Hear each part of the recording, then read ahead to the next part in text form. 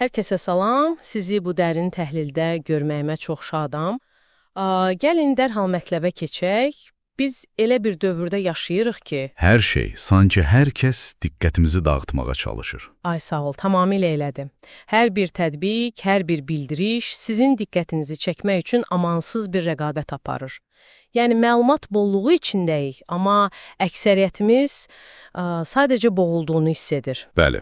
Və bugün bizim məqsədimiz sizə növbəti səthi time management fənnini öyrətmək deyil. Dəqiq. Missiyamız aydındır. Sizi bu lazımsız informasiya yükündən xilas etmək və qısa yolla o ən vacib nöqtəyə çatdırmaq. Bugün masamızda Gary Keller'in qələmə aldığı məşhur mənbə var, The One Thing, yəni tək bir şey.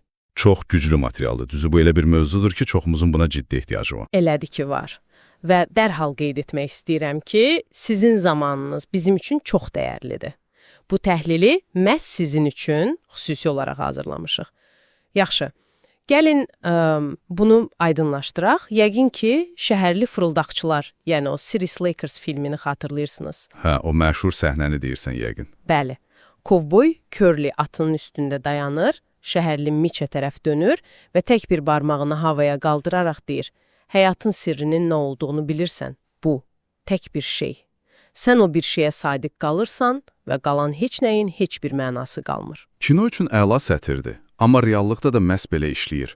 Burada ən valeh edici məqam odur ki, müəllif bu fəlsəfəni rahat ofisində oturub kəşf etməyib. Yəni, bunu öz həyatında yoxlayıb. Özdə ən çıxılmaz anında, şirkəti tamamilə çökmək üzrə olanda, hər şeyin dağıldığını hiss etdiyi bir vaxtda, o kənardan bir məsləhətçi çağırır. Və o məsləhətçi yəqin ki, ona çox qəliz bir sistem təklif edir. Əslində yox. Məsləhətçi şirkətin strukturuna baxır və ona sadə, lakin sarsıdıcı bir şey deyir. Vəziyyəti xilas etmək üçün sadəcə 14 əsas vəzifəyə doğru insanları tapmaq lazımdır. Gözlə, sadəcə 14 nəfər.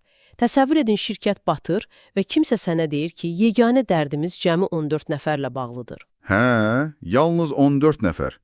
Çox güman ki, müəllif də əvvəlcə sənin kimi buna şübhə ilə yanaşıb. Mən olsaydım, heç ciddi yanaşmazdım. Şirkət dağılır axı. Lakin məsləhətçi ona tarixdən misallar çəkir. Beləliklə, Keller çox radikal bir addım atır. O qədər radikaldır ki, o özünü baş icrası direktor, yəni CEO vəzifəsindən kənarlaşdırır. Öz şirkətində? Bəli, öz şirkətində CEO vəzifəsindən kənarlaşdırır və yeganə məqsədini həmin 14 nəfəri tapmağa yönəldir. Bu doğrudan da dəlilik kimi səslənir. Bəs nəticəsi nə oldu? Şirkət batdı? Xeyr, şirkət xilas olmaqla qalmır. Ardıcıl olaraq 10 il ərzində hər il 40% böyüyür. İnanılmazdır. Bax, bu kiçilmək anlayışı yəqin ki, məsələnin ürəyidir. Biz öyrəşmişik ki, böyük uğurlar böyük addımlar tələb edir. Amma zaman uğurun valyutasıdırsa və istisnasız hər kəsin günündə 24 saat varsa, niyə bəziləri o valyutadan daha çox qazanır? Çünki onlar hər şeyi bir kənara qoyub, yalnız etməli olduqları o tək bir vacib işə odaqlanırlar. Yaxşı, amma mənə maraqlıdır. Yəni, budur kiçilməyin, daralmağın arxasında hansısa fiziki, elmi bir izah varmı, yoxsa bu sadəcə psixologiyadır?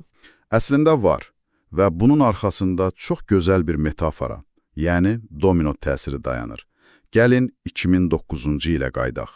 Niderlandda keçirilən domino gününə. Hə, mən o videoları görmüşəm. Milyonlarla daşı aşırdılar. Düz, 4,4 milyon domino daşı. Kənardan sadəcə vizual bir şou kimi görünür. Lakin orada yaranan enerji nə qədər idi bilirsinizmi? Təxminən 94 min joule. Bu rəqəm mənə heç nə demir, yəni bu nə qədər güc deməkdir? Bunu insan enerjisinə çevirsək, orta çəkili bir insanın ardıcıl olaraq 545 dəfə cim etməsinə bərabərdir. 545 cim, vay, kiçik daşların yaratdığı enerjiyə bax. Amma domolonoslar eyni ölçüdə qalanda bu silsilə sadəcə xəttdə olur axı. Mən burada daha böyük, həndəsi bir artım olduğunu eşitmişdim. Çox doğru vurğuladınız. 1983-cü ildə fizik Lorne Whitehead çox maraqlı bir kəşf etdi. O sübut etdi ki, bir domino daşı yıxılarkən təkcə özü boyda deyil, özündən düz 50% daha böyük olan başqa bir domino daşını aşıra bilər. Diyan, Yəni, mən masanın üstündə cəmi 5 santimetrlik bir daşla başlasam və hər dəfə ondan 50% böyüyünü qoysam, bu məni hara aparıb çıxarar? O zaman gəl hesablayaq. İlk daş 5 santimetredir.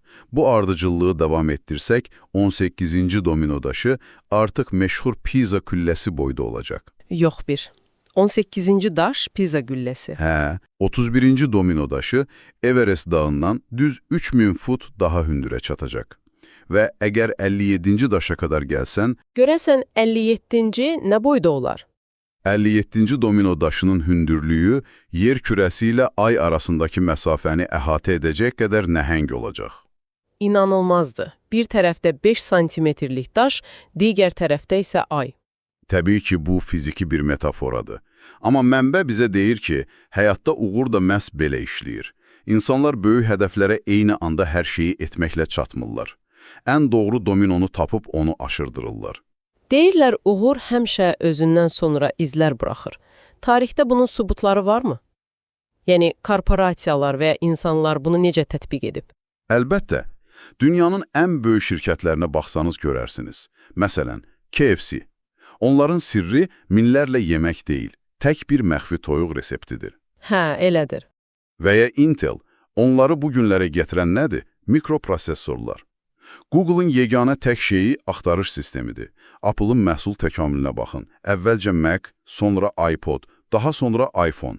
Hər biri öz dövrünün tək bir şeyi idi. Daşı Roy olmasaydı, maliyyə işlərini tənzimləməsəydi, bəlkə də Volt sadəcə istedadlı bir karikaturaçı olaraq qalacaqdı. Bəli, heç kim tək başına və hər şeyi eyni anda edərək uğur qazanmır. Albert Einstein'i də bura aid etmək olar. Həmişə tənha dahi kimi təsəvvür edirik, amma ona o riyaziyyat kitablarını gətirən, onu yönləndirən mentor Max Talmud var idi. Tamamilə doğrudur. Hər kəsin diqqətini cəmlədiyi tək ehtirası və ya tək bir adam olur. Bu hekayələr çox ilham vericidir. Amma gəl reallıqdan danışaq. Bizim dinləyicimiz bazar ertəsi səhər ofisə girir, masasında onlarla sənəd var. Belə vəziyyətdə mənim bir dənə dominom var demək o qədər də asan deyil. Bizi bu hədəfdən yayındıran nədir? Nə üçün edə bilmirik bunu? Səbəbi sadədir. Cəmiyyət beynimizə bəzi yanlış inancları, yalanları yeridir. Mark Twain'in əla bir sözü var. Bizi bəlaya salan bilmədiklərimiz deyil, doğru bildiyimiz səhvlərdir. Yaxşı, bu doğru bildiyimiz səhvlər nələrdir? Mənbə uğurumuzla aramızda dayanan 6 böyük yalandan bəhs edir. Birincisi, hər şey eyni dərəcədə vacibdir, inancıdır. Bəs bu məni həmişə yorur. İşə gəlirsən deyirlər ki, bu sənət də vacibdir, o zəng də vacibdir. Çünki biz ədalətli olmaq istəyirik.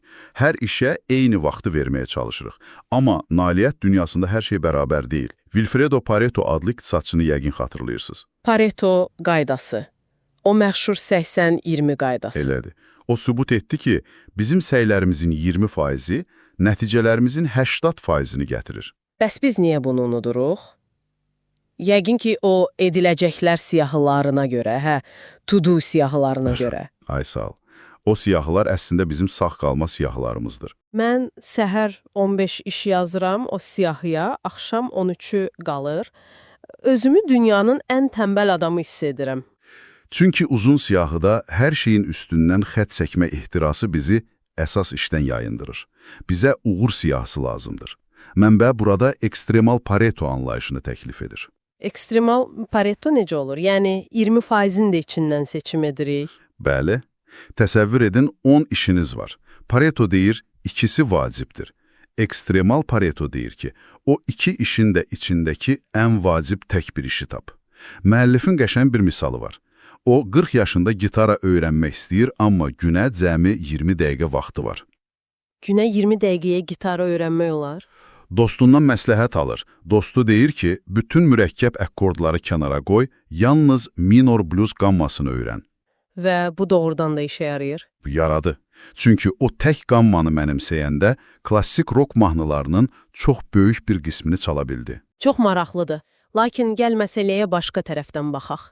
Mən o tək işi tapıram, amma eyni zamanda digər xırda işləri də həll etmək istəyirəm axı. Məsələn, multitasking, yəni çox tapşırıqlılıq. CV-lərdə hamı yazır ki, eyni anda bir neçə işi mükəmməl bacarıram. Bax, elə bizi iflic edən ikinci yalan da budur. Multitasking. İnsanlar sirk ustası kimi eyni anda bir neçə topu oynatmağa çalışırlar. Amma kompüterlər belə eyni anda iki mürəkkəb işi görmürlər. Onlar sadəcə işlər arasında çox sürətlə keçid edirlər. Bəs insan beyni necə? Mən zənglə danışa-danışa e-mail yaza bilirəm axı. Stanford professoru Clifford Nass bu barədə sınaq keçirdi. Çox tapşırıqlılıqla öyünən tələbələri yığdı. Nəticə şok edici idi. Nə oldu ki? Məlum oldu ki, multitasking ustaları əslində hər şeydə daha bərbaddılar. Onların diqqəti tez yayınır. Yəni beynimiz eyni anda iki mürəkkəb funksiyanı icra edə bilmir. Biz yeriyə və saqqız çeynəyə bilərik. Bu fizikidir. Amma həm sənəd oxuyub, həm layihə düşünə bilmərik. Tamamilə. Buna task switching, yəni tapşırıq dəyişmə deyilir. Beynimiz hər dəfə yeni tapşırığa keçəndə əvvəlki qaydaları unudub yenilərini yüklüyür. Və bu, gün ərzində bizim vaxtımızın təxminən 28%-ni yeyir. 28%. Yəni 8 saatlıq iş gününün 2 saatdan çoxu ancaq o keçidlərə gedir. Elədir. Və bunun daha təhlükəli tərəfləri də var. Məsələn, maşın sürərkən mesaja baxmaq. Hə, bu böyük problemdir. Sükan arxasında telefonla məşğul olmaq insanın reaksiya sürətini sərxoşluqla eyni səviyyəyə salır. Təsəvvür edin, ofisdə hər kəs sərxoş kimi oradan oraya atlanır və biz buna məhsuldarlıq deyirik. Dəhşətdir. Yoxsa, tutaq ki, mən tək bir şeyə fokuslandım, bəs intizam? Bizə həmişə deyiblər ki, uğurlu insanlar dəmir kimi intizamlıdırlar. Hər saatları planlıdır. Üçüncü yalan yəqin ki, bununla bağlıdır, eləmi? Bəli. Mənbə deyir ki, sən hər an intizamlı olmaq məcburiyyətində deyilsən. Bizə sadəcə vərdiş yaratmaq üçün qısa müddətli intizam lazımdır. Michael Phelps'ı götürək. Olimpiya çempionu Michael Phelps. Tarixin ən çox medal qazanan idmançısıdır. Adam maşın kimidir. Amma uşaqlıqda ona diqqət əskikliyi və hiperaktivlik diaqnozu qoyulmuşdu. Müəllimi demişdi ki, o heç vaxt uğur qazanmayacaq. Həqiqətən? Bəli, lakin o, hər saniyəsini planlayan robota çevrilmədi. O, yalnız bir sahədə intizam yaratdı, hər gün hovuza girməkdə. Deməli, o intizamı vərdişə çevirdi. Bəs o vərdişi yaratmaq üçün nə qədər vaxt lazımdır? Hamı 21 gündür. O da bir mifdir. University College of London araşdırmasına görə insanın yeni vərdiş formalaşdırması orta hesabla 66 gün çəkir. 66 gün? Yəni 21 gün çox qısadır. Bəli, sən intizamını sadəcə o 66 günlük periyoda qədər səfərbər etməlisən. Ondan sonra proses avtopilotda gedir. Amma gəl etiraf edik, hətta o 66 gün üçün belə güclü iradə lazımdır. Və dördüncü yalan məhz bununla bağlıdır. İradə gücünün həmişə hazır olması. Biz elə bilirik, beynimizdə düymə var, basırıq, iradəmiz işə düşür. Amma axşam saat 7-də mənim idman zalına getmək iradəm ümumiyyətlə 0 olur. Çünki iradə gücü telefonunun bataryası kimidir. Səhər doludur, lakin qərarlar verdikcə, stresi idarə etdikcə o batarya tükənir.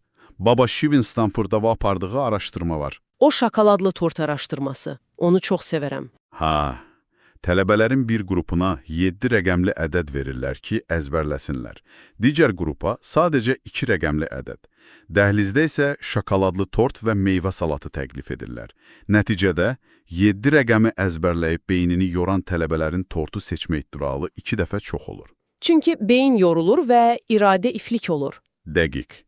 İradə zəifləyəndə insan dərhal asan və zərərli zövqlərə yönəlir. Beynimiz bədənimizin 2% olsa da, enerjinin 20%-ni yeyir. Deməli, iradə tükənən resursdur. Bunun ən bariz sübutu İsrail şərti azadlıq hakimləri üzərindəki araşdırmadır.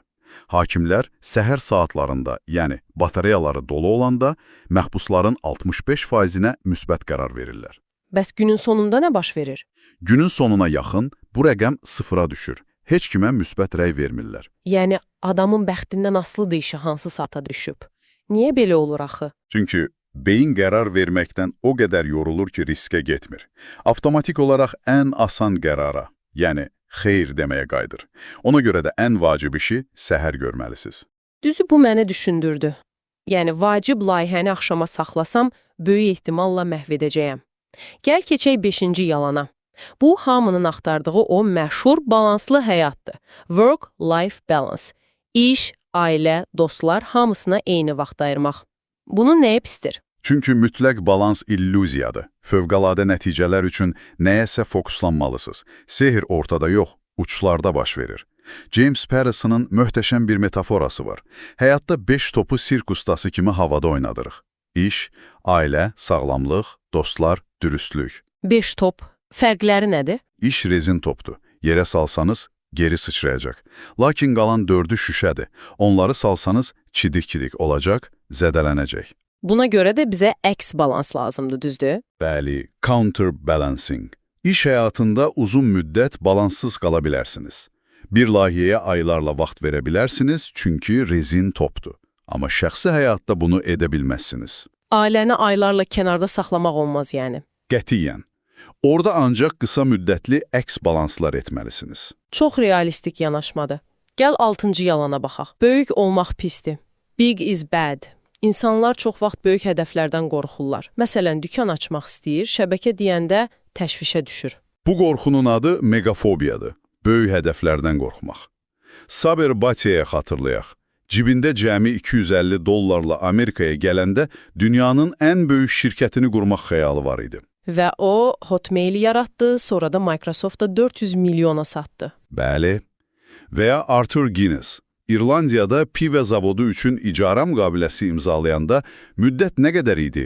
9000 il. 9000 il. Adam öz işinin böyüklüyünə elə inanıb ki, tarixlə ölçülən addım atıb.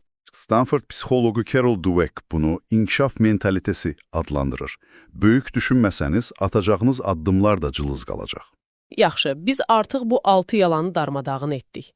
Mifik balans, multitasking, tükənən iradə hamısını kənara qoyduq. İndi gəl mənə elə bir silah ver ki, bunu reallığa çevirim. Andrew Carnegie deyir, bütün yumurtaları tək səbətə qoy və qoru.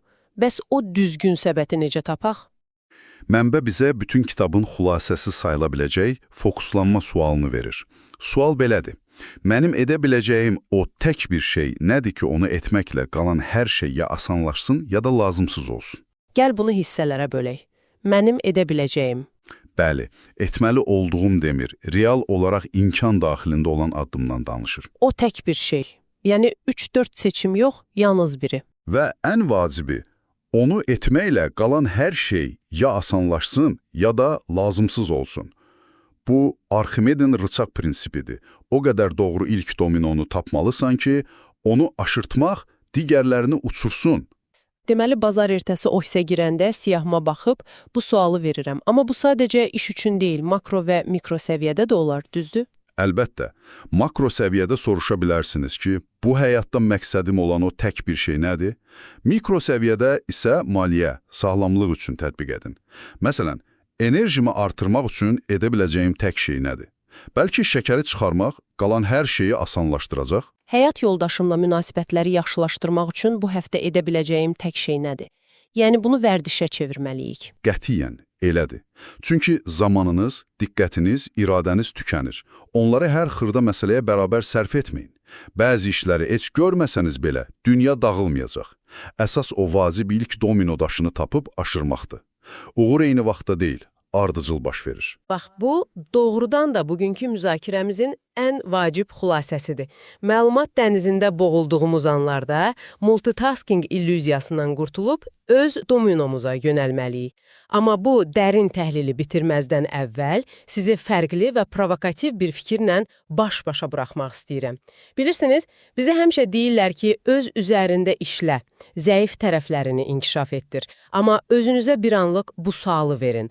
Bəs əgər indiyə qədər zəif tərəflərinizi inkişaf etdirməyə çalışaraq xərclədiyiniz bütün o illər və enerji əslində sizin həyatdakı o tək bir şeyinizdən, yəni əsl gücünüzdən sizi yayındıran ən böyük yalan idisə, bəlkə də qüsurlarınızı düzəltmək qalan hər şeyi asanlaşdırmayacaq, əksinə tamamilə lazımsız edəcək. Bütün zəiflikləri bir kənara qoysanız, sizin toxunduğunuzda dağları yerindən oynadacaq o tək bir şeyiniz nədir? Öz dominonuzu tapmaqda sizə uğurlar arzuluyuruq. Vaxtınızı bizimlə bölüşdüyünüz üçün təşəkkürlər. Növbəti görüşlərədək.